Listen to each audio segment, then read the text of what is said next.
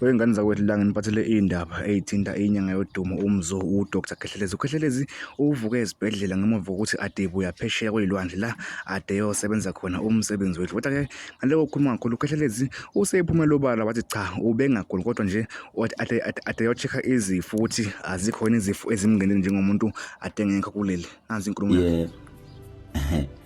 To explain, I know I don't owe anyone any explanation, but from the allegations and the pictures that were trending on social media, that I'm in a critical condition, I was like, but anyway, it's good to see South Africa being busy with something maybe about your name. Even if it's a bad thing, but in English we call it a bad publicity, still remains a publicity. So you guys are giving me free airtime, so I'm always emlonyeni. Guys, by the way, I was out of the country.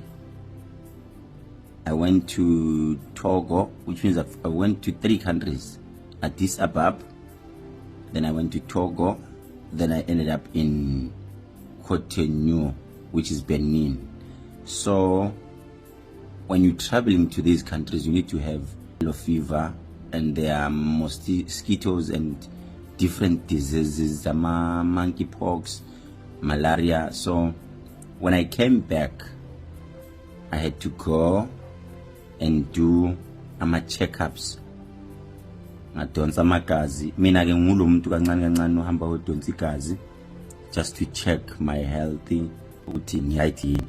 So ngahamba ngadonsa amagazi ngacheck ukuthi monkeypox no, because I was just suspecting ngingaba ne rash. I understand, so bangichecka check, so bathi if ever une rash kanjena maybe monkeypox, but no, you need to sit there up until my results abuye lab.